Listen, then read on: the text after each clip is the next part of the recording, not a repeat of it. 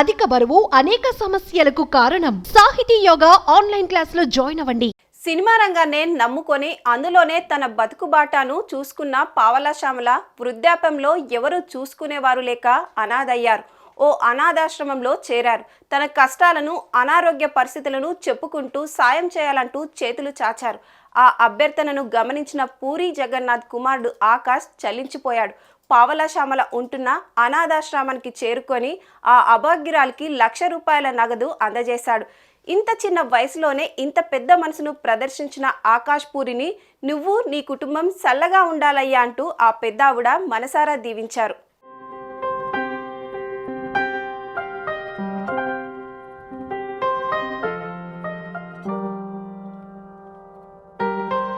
అది నేను గొప్ప ఆర్టిస్ట్ నేను అనుకోవట్లే. నాన్నగారు గొప్ప రైటర్ కనుక ఆయన రచన సజీవంగా నిలిచింది అని నేను అనుకుంటాను. అంత గొప్ప డైలాగ్ రాశారు. ఆ మాట చెప్పండి. ఇప్పుడే అందరిలో అంటే డైలాగ్ గోలీమా.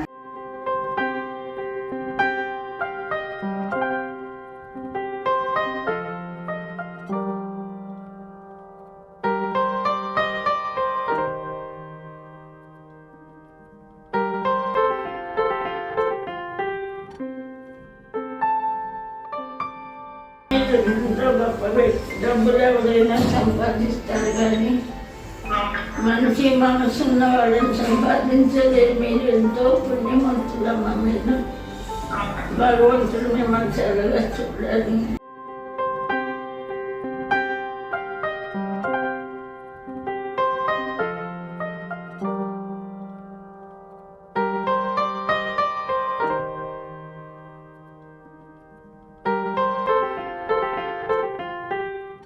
సుమన్ టీవీలో మీ పర్సనల్ అండ్ బిజినెస్ ప్రమోషన్స్ కోసం కింది నెంబర్కి కాంటాక్ట్ చేయండి.